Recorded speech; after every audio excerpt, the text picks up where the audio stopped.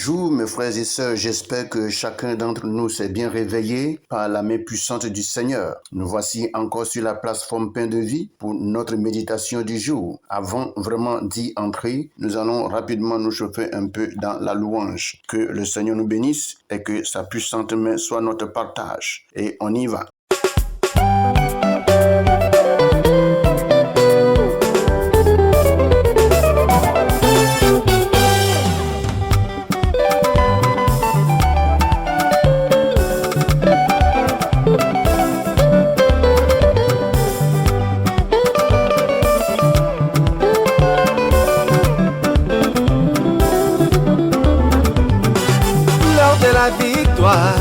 De la vérité a sonné dans mon cœur que Jésus soit loué, chantons. L'heure de la victoire, de la vérité a sonné dans mon cœur que Jésus soit loué. Oh, oh, l'heure de la victoire, de la vérité a sonné dans mon cœur que Jésus soit loué, chantons. L'heure de la victoire, de la vérité a sonné dans mon cœur que Jésus soit loué. Oh, que Jésus soit loué dans la vérité, que Jésus soit loué dans la vérité, El Shaddai soit loué dans la vérité, que Jésus soit loué dans la vérité.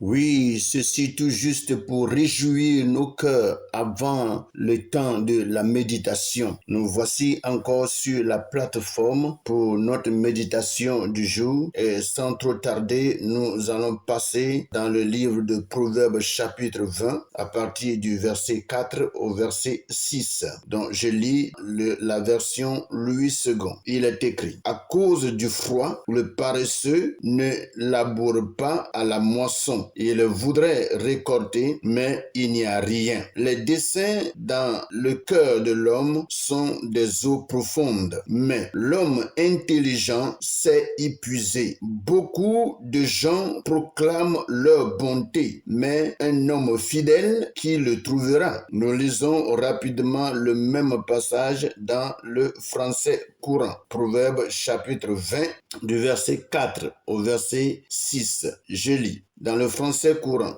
Un paysan trop paresseux pour labourer à l'automne ne trouve rien à la récolte à l'époque de la moisson. Les pensées de l'homme sont cachées comme des eaux souterraines. Une personne intelligente sait les faire apparaître. Beaucoup de gens se vantent de leur bonté, mais qui trouvera quelqu'un de vraiment sûr? Voici les paroles que le Seigneur nous donne ce matin, et comme nous sommes en train de le lire, et la parole de Dieu nous dit clairement que, à cause du froid, le paresseux ne laboure pas à la moisson. Il voudra récolter, mais il n'y a rien. Mes frères et sœurs, le temps dans lequel nous sommes, c'est un temps où l'homme doit travailler. Et si vraiment nous ne travaillons pas, il est difficile de bénéficier de quoi que ce soit à la longue. La parole de Dieu nous le dit. Il dit, à cause du froid, le paresseux ne laboure pas à la moisson. Il voudra récolter, mais il n'y a rien. Quand le temps arrive à chacun de travailler, il faut que chacun travaille. Parce que si les autres travaillent et que toi tu ne travailles pas, au moment où tu verras les autres en train de récolter de ce qu'ils ont fait, de ce qu'ils ont semé, tu voudras aussi en récolter, mais tu n'en trouveras rien. Et c'est pour cela, en réalité, pour quelqu'un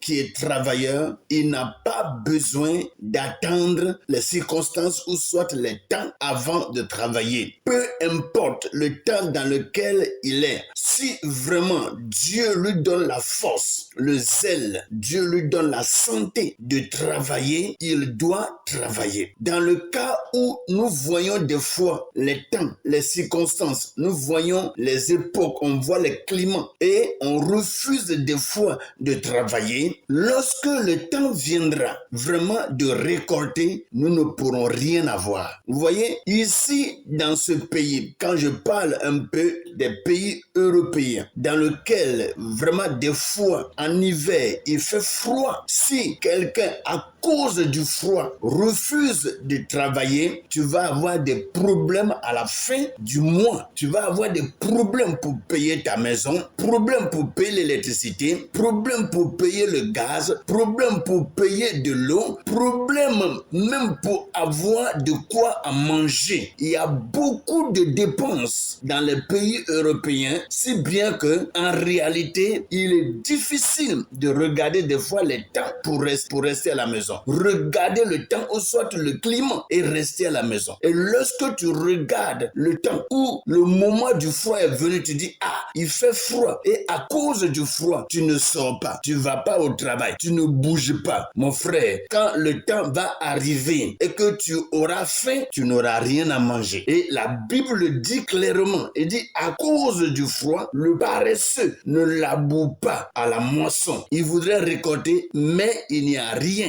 Mes frères et sœurs, lorsque vraiment tu ne travailles pas, faut pas espérer récolter quelque chose. Faut pas espérer gagner quoi que ce soit. C'est dans le travail qu'on peut gagner de quoi à manger. C'est dans le travail qu'on peut gagner de quoi à s'habiller. C'est dans le travail qu'on peut même vraiment trouver de quoi se fortifier. Sans cela, nous ne pouvons vraiment pas y arriver. La Bible nous le dit clairement. Vous voyez, à cause du froid, le paresseux ne laboure pas à la moisson. Il voudrait récolter, mais il n'y a rien. Il n'y a rien. Le paresseux, voyez, le paresseux. Lorsque vraiment tu regardes le temps pour ne pas bouger, le temps pour ne pas travailler, alors qu'est-ce que tu fais? Tu es en train de paresser. Il y a la paresse qui vraiment t'a enroulé. La paresse t'a lié. La paresse t'a engouffré. Et à cause de cela, tôt ou tard, tu n'auras pas quelque chose à récolter. Quand c'est le temps de travailler, travaillons. Travaillons. Et au moment où nous sommes en tant que chrétiens, c'est le temps en réalité de travailler, d'œuvrer pour le Seigneur. Parce que en réalité, nous sommes au dernier temps. Nous sommes au dernier moment où, lorsque l'occasion nous est donnée, il faut vraiment que nous travaillions. Et si l'occasion est donnée, l'opportunité est là, et que vraiment nous ne travaillons pas, le jour d'avoir des récompenses auprès du Père, nous n'en aurons pas. Nous n'en aurons pas. Parce que c'est par notre travail que Dieu va récompenser chacun. La Bible dit que la nuit est arrivée, la nuit est tombée. Et le temps pendant lequel nous sommes là, il faut vraiment que chacun travaille parce que la nuit est avancée. Alléluia. Le retour du Seigneur est prêt et ce retour n'est pas loin. Et il faut que chacun d'entre nous travaille en tant qu'enfant de Dieu, en tant que serviteur de Dieu, en tant que des élus de Dieu. C'est le temps pour nous de travailler pour le Seigneur. Alléluia. Si nous travaillons pour nous-mêmes, notre ventre, nous travaillons pour notre corps, pour être rassasiés, avoir de la force et être en forme, il faut aussi travailler pour le Seigneur, pour que le ciel soit notre partage. Alléluia. Vous voyez,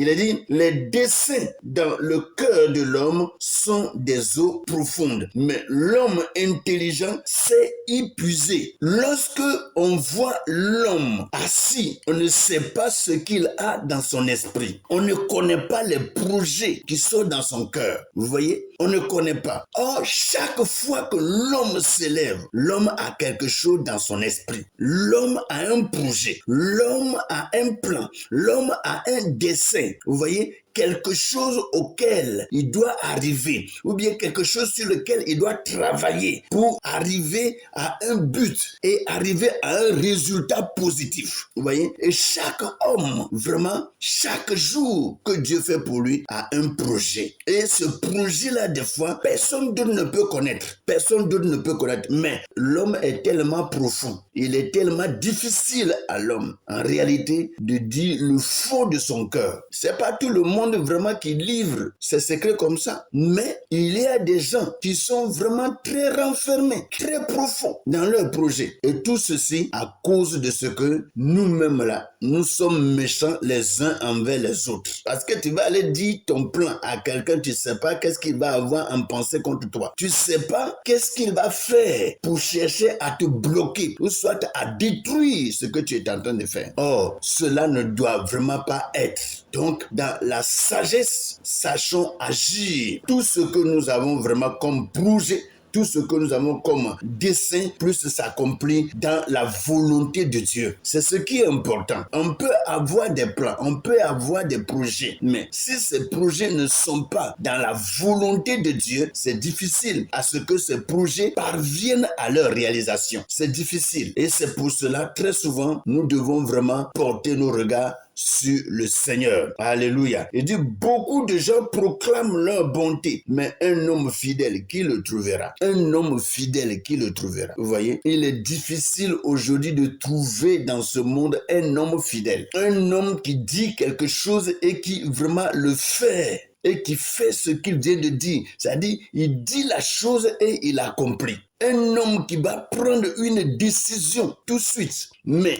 du jour au lendemain, il peut dire, j'ai dit, mais... Vous voyez, un homme fidèle. Des fois, nous ne sommes pas fidèles à nous-mêmes, nos paroles. À plus forte raison, être fidèle à la parole de Dieu. Vous voyez? Or, si nous ne sommes pas fidèles aussi à la parole de Dieu, nous ne pouvons pas recevoir des bénédictions de la part de Dieu. Dieu demande de chacun d'entre nous la fidélité. Soyons fidèles à notre parole, fidèles à notre marche avec Dieu, fidèles dans tout ce que nous entreprenons. Alléluia. Et si cette fidélité vraiment est en nous, Dieu va nous récompenser richement. Alléluia. Vous voyez, il a dit, beaucoup de gens proclament leur bonté, mais un homme fidèle, qui le trouvera? Vous voyez, il y a plusieurs qui se l'ont dit, moi je suis bon, hein? Moi je suis bon, je suis quelqu'un vraiment rempli de bonté. Mais des fois, dans sa bonté là, on voit que c'est un grand infidèle qui est là. Donc, mes frères et sœurs, cultivons en nous la bonté. Cultivons en nous vraiment la fidélité. Soyons fidèles en toutes choses. Et lorsque nous sommes fidèles, c'est là que Dieu aussi portera ses regards sur nous et nous bénira richement. Que le Seigneur nous bénisse ce matin et que sa grâce, sa paix, sa puissance, son autorité soit le partage de tout un chacun dans le nom puissant de Jésus. Amen.